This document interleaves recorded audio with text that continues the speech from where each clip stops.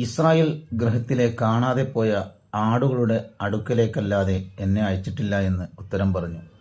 മത്തായി അദ്ധ്യായം 15 വചനം 24. ഈ 12 പേരെയും യേശു അയക്കുമ്പോൾ അവരോട് ആജ്ഞാപിച്ചതെന്തെന്നാൽ, ജാതികളുടെ അടുക്കൽ പോകാതെയും ശമര്യരുടെ പട്ടണത്തിൽ കടക്കാതെയും ഇസ്രായേൽ ഗൃഹത്തിലെ കാണാതെ പോയ ആടുകളുടെ അടുക്കൽ തന്നെ ചെല്ലുവീൻ. മത്തായി അദ്ധ്യായം 10 വചനങ്ങൾ 5-6. മറിയമിൻ്റെ മകൻ ഈസ പറഞ്ഞ സന്ദർഭം, ഇസ്രായേൽ സന്തതികളെ, നിശ്ചയമായും ഞാൻ നിങ്ങളിലേക്കു നിയുക്തനായ പ്രവാചകനാകുന്നു. ഖുർആൻ അദ്ധ്യായം 61 വചനം 6. ഈ 3 വാക്യങ്ങളും പറയുന്നത്, വ്യക്തമാക്കുന്നത്, യേശു ഇസ്രായേൽ ജനങ്ങളിലേക്ക് അയക്കപ്പെട്ട പ്രവാചകനാണ് എന്ന വസ്തുതയാണ്.